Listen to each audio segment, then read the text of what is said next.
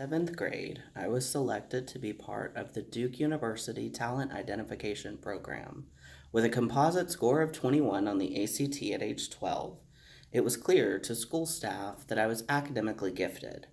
In 2001, at age 16, I was asked, as many youth are, to make decisions about my future. Where will you go to college? What will your major be? I thought I had it all figured out.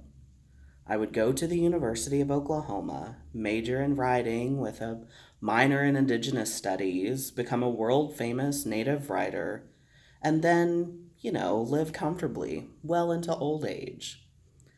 Life and reality have a way of foiling even the most well laid plans.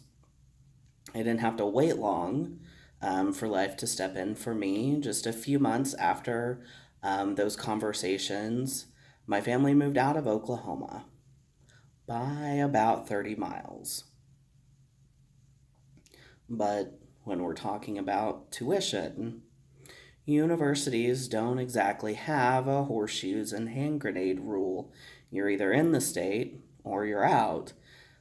This is especially true for state funded public universities like the one I wanted to go to, which draw their income from state coffers.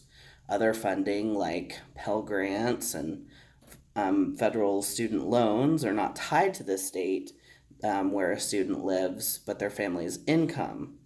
For Native students, in both of those categories, especially those looking specifically for Indigenous Studies programs, the cost of education can make those goals difficult to reach. College tuition in Oklahoma.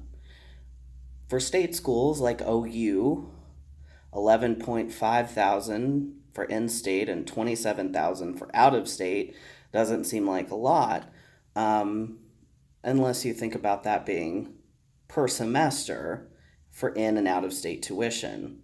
That doesn't include additional fees like books or living expenses. State colleges receive funds from the state in addition to tuition and other fees they take in. Private universities and Indian colleges don't. Tribal colleges receive funds only for Indigenous students who meet the criteria that the federal government, not the school, sets. Even with both federal and private student aid, many Indigenous students can't bear the burden of the cost, physical and monetary, of higher education, which has increased at the rate of 31% per capita since the 80s. But the U.S. government has raised the amount of granted and loan aid over the past several decades, with the institutional response being a rise in tuition, not services. That studies show that hike in tuition at the rate of 60 cents per dollar of increased aid. During former President Obama's first State of the Union address, for example, the former legal academic said, "We can't just keep subsidizing skyrocketing tuition, so let me put colleges and universities on notice. If you can't stop tuition from going up, the funding you get from taxpayers will go down." We'll see where that goes.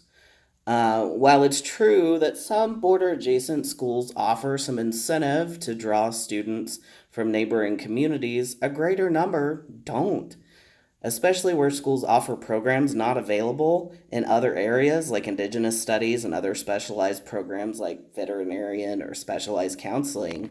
An out-of-state rate at more than double the in-state cost is the only way to reach those goals and licenses. Native scholars looking for Indigenous education.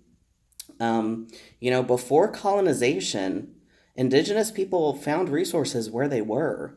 If rainfall or drought led to a change in an animal's migratory pattern, a tribe's hunters might move to the areas of Turtle Island where the animals were. We went where the food was, adapted to nature. Some Indigenous groups even encouraged crops to grow in their natural environments by cutting out plants that were less useful, making life easier for things that we needed to grow by removing the obstacles. With education, especially higher education and academic research, we have to go to where the institution is, making Indigenous students the migratory entity. While Indian colleges don't charge out-of-state tuition fees to those migrating Indigenous students, they also don't offer the range of programming that state and private institutions do. Settler borders, settler fees. As those borders were erected, though, colonial rules began to infiltrate all aspects of Indigenous life. After the turmoil of the Long Walk, for so many of us, came more damage to our lands and our people. From forced boarding schools for our youth to the creation of tribally funded Indian colleges. And now, due to the integration of Indigenous studies at state and private universities, many of us have significant institutional barriers in place that keep us from attaining the education that we need to pursue research and other endeavors that require advanced academics in order to help our tribes continue to grow and flourish. To me, that says it's time to look seriously about the way we monetize Indigenous academia. At Indian colleges, non-native students pay tuition with no additional subsidies that are afforded to qualifying Indigenous students. At state and private schools, Indigenous students bring tribal and federal dollars with no consideration for the undue burden that additional tuition and fees place on them and their families. As economist and three-time former college president Howard Bowen said 30 years ago, colleges raise all they can and then spend all they can raise. There's no real cap on tuition cost other than what it takes to make institutions competitive with each other, not to the students. What if colleges and universities did more? This uncapped tuition model could change through legislation at the highest level. It's true. Years, if not decades, and countless dollars have been spent to fight student loan debt, the rising costs of education in general, and higher education. But what if colleges and universities were to allow Indigenous students to pay only the average in-state tuition without additional fees?